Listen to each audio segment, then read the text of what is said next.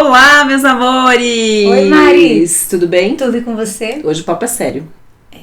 Vou até ficar séria. É bom a gente ficar séria mesmo, porque hoje o papo é muito sério.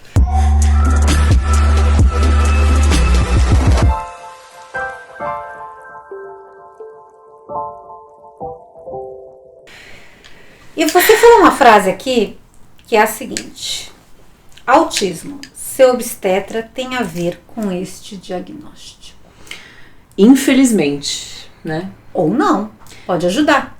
Sim, ele pode ser de acordo ou não, né? E às vezes existem, então vamos começar esse vídeo falando isso. Hoje a gente vai falar sobre o autismo e as implicações da gestação no desenvolvimento dessa doença. O autismo ele pode ser genético, né? Então famílias de autistas têm mais riscos de ter, né? Geneticamente a modificação relacionada ao autismo. A primeira coisa, até um dia eu coloquei um story que eu escrevi, né, sem querer, que autismo era uma doença. Autismo não é uma doença, né? Os neurologistas, psiquiatras e psicólogos que atendem autistas, eles defendem o autismo como estilo de vida, né? O estilo de vida daquela determinada pessoa, né? E é uma síndrome, é um conjunto de sinais e sintomas, como a gente sempre fala aqui, né? Que vão fazer o diagnóstico, né, dessa alteração. Então, a primeira coisa, existe o autismo genético. Então, quem tem diversos casos de autismo na família, existem algumas coisas que a gente vai falar aqui que podem diminuir pelo menos a intensidade da doença, mas evitar em 100% é extremamente difícil, né? Mas, por outro lado, o autismo adquirido, geralmente ele acontece na gestação. Tá, então quando você não tem esse fator genético preponderante, pode ser que seu filho tenha um autismo adquirido por algo que aconteceu na gestação. Exatamente. O que é aquilo? Primeiro, uma coisa que a gente já falou nos vídeos das últimas semanas é o excesso de ácido fólico. A gente já tem alguns trabalhos provando que o excesso de ácido fólico pode aumentar o risco do autismo. Não metabolizado. Exato, tá? Outra coisa muito importante é o ferro, né? O ferro baixo, principalmente no terceiro trimestre da gestação, aumenta extremamente o risco de autismo nessas crianças, né? Porque o ferro faz parte do desenvolvimento neurológico, então se falta esse elemento, eu tenho um aumento do risco de eu ter essa alteração nesse bebê, tá? Então a ferritina, ferro não é avaliado por hemograma. As pessoas precisam entender isso também. O hemograma, quando o hemograma altera, é porque o ferro e a ferritina já estão alterados de velhos, né? Então a gente tem que avaliar a reserva, ferro sérico, ferritina. Ferritina para gestante não pode ser aceita abaixo de 75.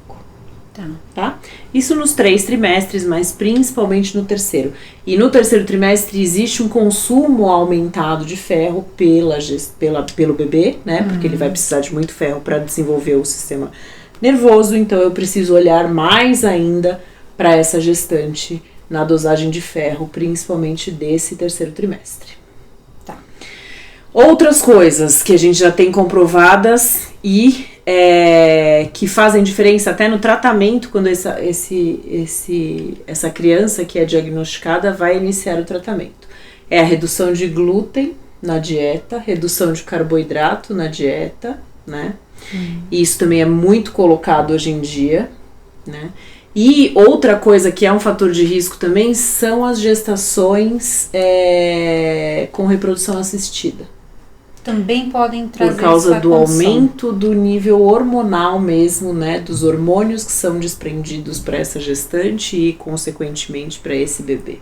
Então, gestações que vêm de processos de fertilização assistida, a gente precisa olhar e que a gente precisa bombar o ferro dessa mãe, diminuir, quer dizer, extinguir o ácido fólico e ficar só no metilfolato, que o metilfolato mesmo em excesso ele não tem esse problema, né? E cuidar da dieta dessa paciente, principalmente se ela já tiver um histórico prévio de um filho autista, de alguma coisa do gênero. A gente tem que ficar mais de olho nisso ainda. Tá. E Mari, quando existe essa condição da mulher não estar suplementada, ou ela está com alguma desconfiança de que está faltando algum nutriente, essa condição, ela interfere também por conta da idade. Então, por exemplo, mulheres mais velhas que tendem a ter essas crianças com essas condições de autismo, de síndrome de Down. Se elas estão suplementadas, elas estão mais seguras, e as jovens não suplementadas, elas estão correndo o mesmo risco de que se elas fossem mais velhas, não é isso? Coisa. A síndrome de Down não vai entrar tanto nisso, né, Si? Porque vai ser uma desordem mais cromossômica mesmo. A gente não tem muito como alterar, e é na formação do bebê. Tá? Então é da idade mesmo. Que é da idade. Exatamente. Agora, o autismo, tanto a jovem quanto a mais velha, o que acontece quando a gente envelhece é que o nosso metabolismo ele fica mais lento e talvez a gente absorva menos nutrientes do que quando nós somos mais novas. Né? Então, isso com certeza a gente tem que colocar na mesa quando a gente vai tratar uma paciente com mais idade. A gente tem que aumentar a suplementação dela. Né? Assim, quando a gente vai suplementar uma paciente na menopausa e tudo mais. Então isso é super importante. Então o autismo não é igual ao síndrome de Down, que a mulher mais velha tem mais chance. Não, é a síndrome de Down e não o autismo. Qualquer mulher pode ter. Então mulheres anêmicas, né, que já vêm de uma anemia, isso é o maior risco, porque aí o ferro dela já está diminuído. Né? Então eu tenho que tratar muito, muito bem essas pacientes durante a gestação. Então, pessoal, olha só, é um assunto extremamente sério, porque apesar de não ser uma doença, é uma condição limitante em muitos casos.